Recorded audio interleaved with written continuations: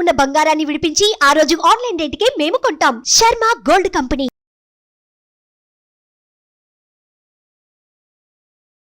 నమస్కారం, welcome to Suman TV.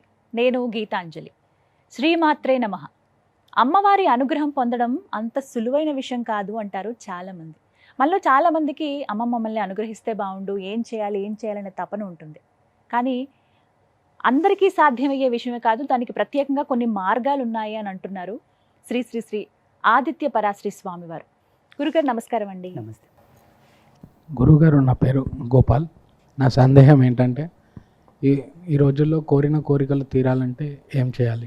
కోరిన కోరికలు తీరాలనుకుంటే ఆ వ్యక్తి కోరికకు అనుగుణంగా కష్టపడాలి. కోరిన కోరికలు భగవంతుడు తీర్చడానికి సంసిద్ధుడై ఉన్నా ధర్మమీమాంస సూత్రాన్ని భగవంతుడు కూడా చూస్తాడు. భగవంతునికి ఎప్పుడు కూడా పక్షపాతం ఉండదు. భగవంతుడు అతీతుడు అయినప్పటికీ ఈరోజు దేవాలయానికి వెళ్ళగానే ఫలానా ప్రదేశంలో ఒక దేవుడు కోరగానే అనుగ్రహిస్తున్నాడట అని ప్రచారం అయినెంబడినే తండోపతండాలుగా జనాలు వెళ్తూ ఉంటారు. అది వాళ్ళ భక్తి, వాళ్ళ విఘ్నత. కానీ కోరిన వరాలు దేవుడు ఇస్తాడు అన్నది కొంతవరకు ఆలోచించాల్సిన విషయమే. ఎందుకంటే నువ్వు వెళ్ళి నీ యోగక్షేమాలు కోరుతావు, నువ్వంటే పడని వాడు వెళ్ళి నీ నాశనం కోరుతాడు. నీకు వరం ఇయ్యమంటివే, వాడికి వరం ఇయ్యమంటివే. భగవంతుడు అందుకే మానవుని జ్ఞానంతో మన యొక్క ఉప్పుకారం తిన్న పేయితోటి దేవుని జ్ఞానాన్ని జత చేయవలదు. భగవంతునికి ఒక క్లారిటీ ఉన్నది.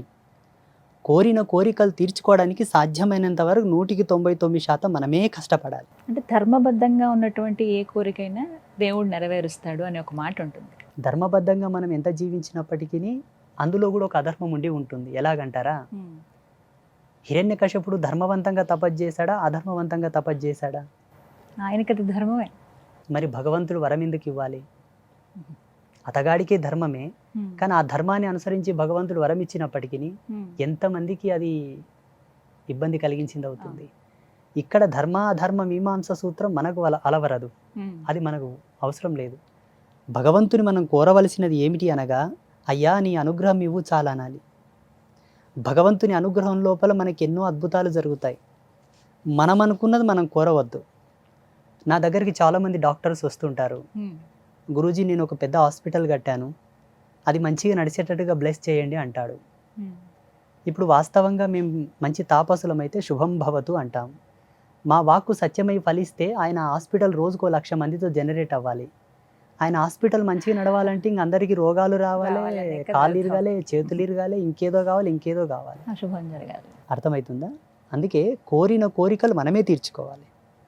భగవత్ కృప ఎక్కడికి వెళ్ళదు, భగవంతుని కృప ఉందని ఈరోజు మీరు 6 అమ్మగారు మనం కలిసి ఇక్కడ కూర్చున్నాం.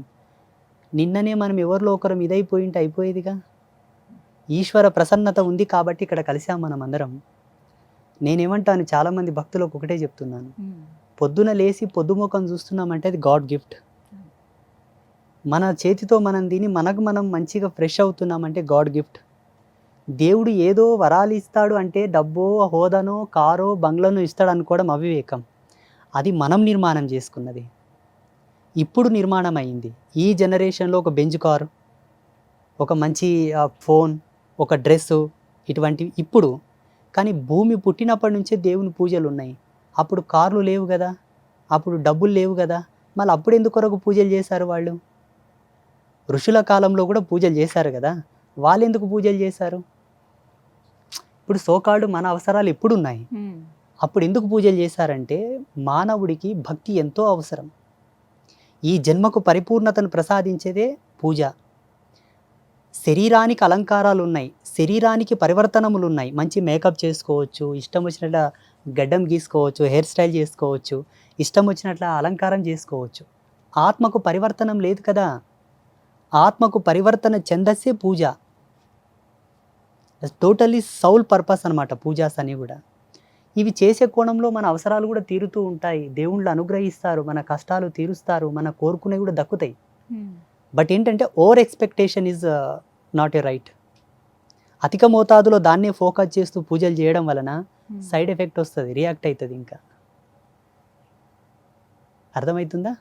సాధ్యమైనంత వరకు ప్రతి ఒక్కరూ కళలు కనండి, కళలను సాకారం చేసుకోవడానికి కష్టపడండి, భగవంతుని కూడా నమస్కారం చేయండి. దేవుడికే వదిలేసి అయ్యో తీర్చలేదని మళ్ళీ ఆ దేవుని నిందించడం ధర్మం కాదు. అలా చాలా వరకు చూస్తూ ఉంటాం ఉన్నాయి. ఇప్పుడున్నటువంటి భక్తి ప్రపంచంలో, ఇప్పుడున్నటువంటి భవసాగరంలో ఇది ఒక పెద్ద తలకాయ నొప్పిగా మారిపోయినది. పెద్ద పెద్ద దేవుళ్ళని నిందించడం మొదలు పెడుతున్నారు ఇప్పుడు.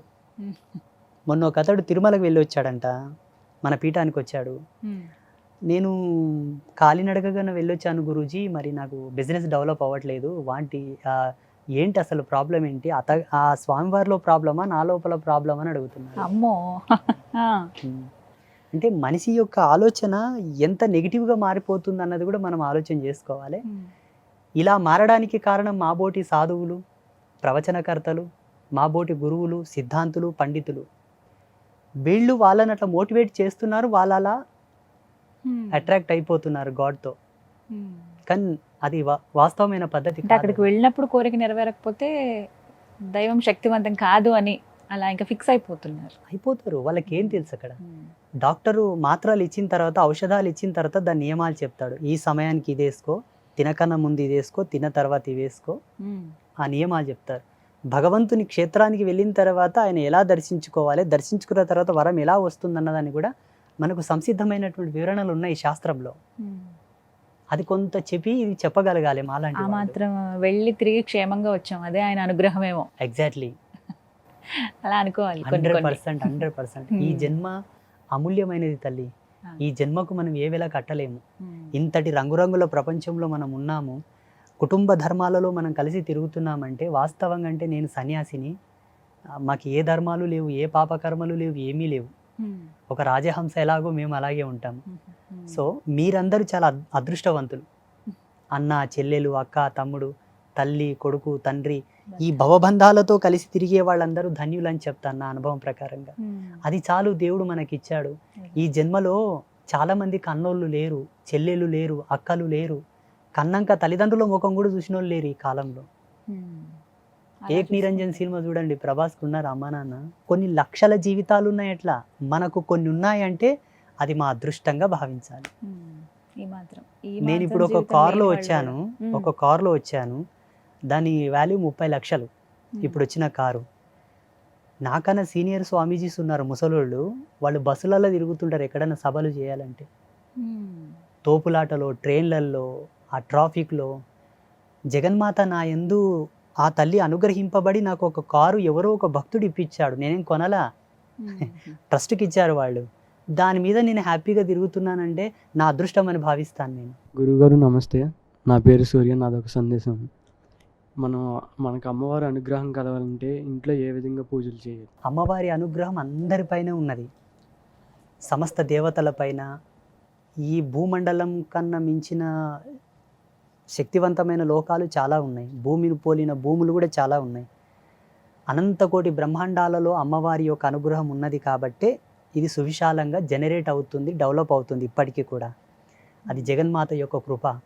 అమ్మ అనుగ్రహం ప్రత్యేకంగా మన పైన ఉండాలని కోరడం కూడా ధర్మం కాదు, ఆల్రెడీ ఉన్నది. మనం ఇంకా ప్రత్యేకమైన దృష్టిలో ఆ తల్లి అనుగ్రహం మనం కోరాలనుకుంటే చక్కగా అమ్మవారి ఫోటో పెట్టుకొని రోజు దీపం పెట్టి 2 అగరవత్తులు వెలిగించి పువ్వో పత్రో నివేదన చేసి జగన్మాతను నమస్కారం చేసుకొని మన పని మనం చేసుకోవాలి. ప్రత్యేకమైన అనుష్ఠాన పద్ధతిలో, ఉపాసన పద్ధతితో, సాధన పద్ధతితో నువ్వు ఏదైనా వరాలు కోవాలనుకుంటే దానికి గురుముఖతంగా నువ్వు ఏదైనా మంత్రం తీసుకొని దాని పద్ధతులతో నువ్వు ఉపాసన చేస్తే అమ్మవారు అనుగ్రహిస్తుంది, వరాలు ఇస్తుంది. అమ్మవారికి ఇష్టమైన పద్ధతి ఒకటే. స్త్రీ అయినా పురుషుడైనా అమ్మతనంతో ఆడిన వారికి అమ్మ అనుగ్రహం ఇవ్వదు. అమ్మతనాన్ని, మాతృత్వాన్ని గౌరవించే పురుషుడికి తొందరగా వశమవుతుంది. మాతృత్వాన్ని గౌరవ భావంతో నడిపించిన మహిళకు తొందరగా ఆమె ప్రసన్నమవుతుంది, ఆవాహనం అవుతుంది, పలుకుతుంది, మాట్లాడుతుంది. అమ్మతనాన్ని దుర్వినియోగపరుచుకున్న స్త్రీకి ఆమె వశమవ్వదు, అనుగ్రహించదు, ఇంకా కష్టాల పాలు చేస్తుంది. పురుషుడైనను మాతృత్వాన్ని దుర్దృష్టితో కనుక చూస్తే ఆయనను అనుగ్రహించక ఇంకా శిక్షల పాలు చేస్తుంది, ఆయనకు చాలా కఠినమైన శిక్షలు విధిస్తుంది. అదొక్కటి మన నియమం పెట్టుకుంటే చాలు. మద్యమాంసాదులు సేవించే కోణం లోపల కొంతమందికి వంశాచారం ఉంటుంది, కులాచారం ఉంటుంది, పెద్దల పద్ధతులు ఉంటాయి. అలా వ్యక్తిగతమైన విషయం, అది మేము చెప్పాల్సిన అవసరం లేదు. సాధుత్వ ధర్మం ప్రకారంగా, సత్య సనాతన ధర్మం ప్రకారంగా, వేదాంత ధర్మం ప్రకారంగా మాంసభక్షణ నిషిద్ధం. అది ఎన్నటికైనా పాపమే. మద్యపాన సేవనం కూడా ఎన్నటికైనా పాపమే. మా ధర్మం ఏంటంటే తినకండి తాగకండి అని చెప్తాము. తింటారా తాగరా వాళ్ళ వ్యక్తిగతమైన విషయం అది. అమ్మవారికి అవి రెండు కూడా నచ్చవు. మద్యం సేవించిన, మాంసభక్షణ చేసిన, కులధర్మ పత్నిని కాదని అన్య స్త్రీలతో సంగమించినా కూడా అమ్మకు ఇష్టం ఉండదు. నీవెన్ని తపస్సులు చేసినా నాశనం కాక తప్పదు, అనుగ్రహం రాదు. ఒక దేవీ భక్తుడిగా, జగదంబ పాదదాసుడిగా, అమ్మగా నేను చెబుతున్నాను. అమ్మ ప్రసన్నం కోరాలంటే ఈ త్రివిధమైన మకారములను వదిలివేయాలి. మద్యము, మాంసము, మగవా సాంగత్యం. నువ్వు ఫోటో లేకున్నా దీపం లోపలికి కూడా అమ్మవారిని ఆవాహన చేసుకొని మాట్లాడవచ్చు ఈ నియమాలు ఉంటే. ఈ విధంగా తాంత్రికంగా అయినా, వైదికంగా అయినా, అవైదికంగానైనా, ఏ పద్ధతిలోనైనా సరే మనకి ఎన్నో మార్గాలు ఉన్నాయి. మన హిందూ ధర్మం లోపల వైదికంగా, అవైదికంగా, తాంత్రికంగా చాలా మార్గాలు ఉన్నాయి. ఏ మార్గంలోనైనా అమ్మ ఇష్టపడేది ఈ మూడింటిని. ఈ క్వాలిటీస్ ఎవరిలో ఉన్నాయో వాళ్ళ యొక్క భృకుటి యందు జగదంబ ప్రత్యక్షంగా కనిపిస్తుంది వాళ్ళ జ్ఞాన నేత్రంలో. సుమన్ టీవీలో మీ పర్సనల్ అండ్ బిజినెస్ ప్రమోషన్స్ కోసం కింది నెంబర్కి కాంటాక్ట్ చేయండి.